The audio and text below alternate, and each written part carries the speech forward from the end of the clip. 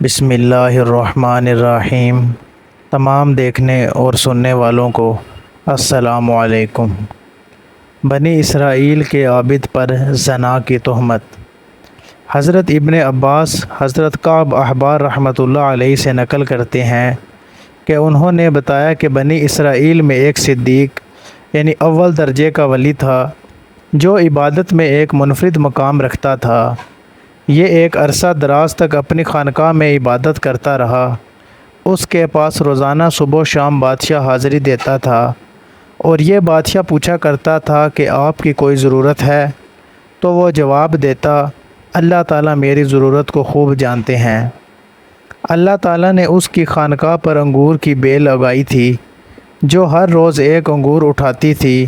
جب اس کو پیاس لگتی تھی اپنا ہاتھ آگے بڑھاتا تھا تو پانی ابل پڑتا تھا اور یہ اس سے پی لیا کرتا۔ اسی طرح سے ایک عرصہ گزر گیا۔ ایک مرتبہ اس کے پاس سے مغرب کے وقت ایک عورت گزری جو نہایت حسین اور جمیل تھی۔ اس نے پکار کر کہا کہ اے اللہ کے بندے، تو اس بزرگ نے کہا کہ لبیک۔ عورت نے کہا کیا تمہارا رب دیکھ رہا ہے؟ تو آپ نے فرمایا کہ وہ اللہ ایک قہار ہے، دلوں کے اسرار سے واقف ہے اور جو قبروں میں ہیں ان کا اٹھانے والا ہے۔ عورت نے کہا میرا شوہر مجھ سے بہت دور ہے، اس لیے مجھے اپنے پاس ایک رات کے لیے ٹھکانہ دے دو۔ بزرگ نے کہا کہ اوپر آ جاؤ۔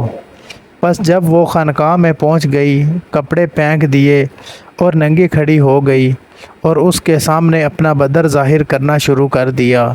بزرگ نے اپنی آنکھیں بند کر لی اور فرمایا تو تباہ ہو جائے، اپنے آپ کو ڈانپ لے۔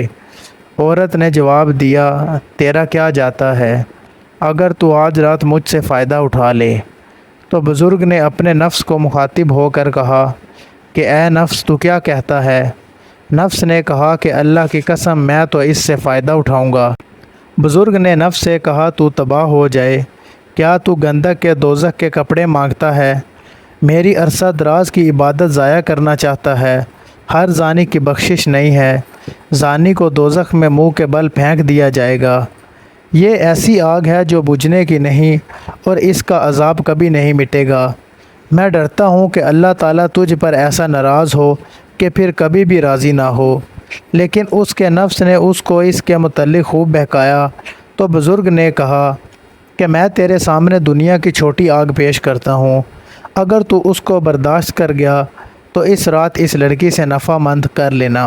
حضرت کعب احبار فرماتے ہیں اس بزرگ نے دیے کو تیل سے بھر دیا اور بتی کو موٹا کر دیا جس کو یہ عورت دیکھ رہی تھی اور سن رہی تھی۔ پھر اس بزرگ نے اپنا ہاتھ بتی پر رکھ دیا۔ یہ بتی جل رہی تھی لیکن اس کے ہاتھ کو نہیں جلا رہی تھی۔ یہ بزرگ چیخ چیخ کر بتی سے کہنے لگا تجھے کیا ہے، جلاتی کیوں نہیں؟ تو وہ اس کا انگوٹھا کھا گئی، پھر اس کی انگلیاں کھا گئی، پھر اس کا ہاتھ کھا گئی۔ یہ دیکھ کر اس لڑکی نے ایک زوردار چیخ ماری اور دنیا چھوڑ دی اور اس بزرگ نے اس کو اس کے کپڑے سے ڈھانپ دیا۔ جب صبح ہوئی تو ابلیس نے چیخ کر کہا کہ اے لوگو، فلاں کی بیٹی فلانی سے عابد نے زنا کیا ہے اور اس کو قتل کر دیا۔ تو بادشاہ اپنے لشکر اور رعایا کے ساتھ سوار ہوا اور عبادت خانہ تک پہنچا اور زور سے چیخا تو عابد نے اس کو جواب دیا۔ تو بادشاہ نے پوچھا فلاں کی بیٹی کہاں ہے؟ عابد نے کہا کہ میرے پاس یہیں پر موجود ہے۔ بادشاہ نے اس سے کہا کہ اس کو کہو کہ وہ میرے پاس اتر آئے۔ بزرگ نے کہا کہ وہ مر چکی ہے۔ بادشاہ نے اس کو کہا چونکہ وہ زنا کے لیے رضامند نہیں ہوئی حتیٰ کہ تو نے ایک جان کو قتل کر دیا جس کو اللہ تعالیٰ نے حرام کیا ہے۔ پھر اس نے عبادت خانہ گرا دیا اور عابد کی گردن میں زنجیر ڈالی اور اسے گھسیٹنے لگا۔ عورت کو اٹھایا گیا اور عابد کو عقوبت خانے میں لایا گیا۔ اس وقت کے لوگوں کا دستور تھا کہ زانی کو آرا سے چیر دیتے تھے۔ عابد کا ہاتھ اس کی آستین میں چھپا ہوا تھا اور وہ اصل واقعہ نہیں بتا رہا تھا۔ پس آرے کو عابد کے سر پر رکھا گیا اور جلادوں کو کہا گیا کہ آرا چلاؤ، اور انہوں نے آرا چلا دیا۔ جب آرا دماغ تک پہنچا تو آہ نکل گئی۔ اللہ تعالیٰ نے جبرائیل علیہ السلام کی طرف وحی فرمائی کہ اس کو کہو کچھ نہ بولو، میں تیرا صبر دیکھنا چاہتا ہوں۔ اس نے میرے عرش کی برداروں کو میرے آسمان کے مکینوں کو رلا دیا ہے۔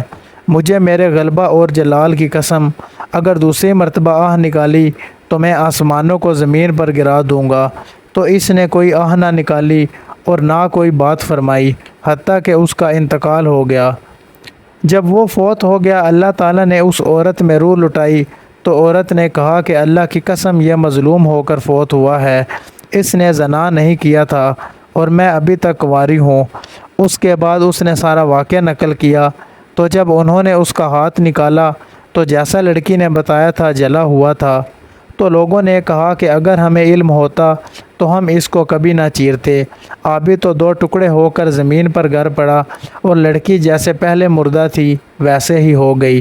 تو ان دونوں کے لیے ایک قبر کھودی گئی تو اس میں کستوری، عنبر اور کافور پایا۔ پھر ان دونوں کو جنازہ پڑھنے کے لیے لائے تو ان کو آسمان سے کسی نے منادی کی کہ صبر کرو یہاں تک کہ ان پر فرشتے جنازہ پڑھ لے۔ اس کے بعد لوگوں نے ان کا جنازہ پڑھا اور دفن کر دیا۔ پھر اللہ تعالیٰ نے ان کی قبر پر چنبیلی کو اگایا اور لوگوں نے ان کی قبر پر ایک تختہ دیکھا جس پر یہ لکھا ہوا تھا، اللہ عز و جل کی طرف سے اپنے بندے اور اپنے ولی کی طرف ہے۔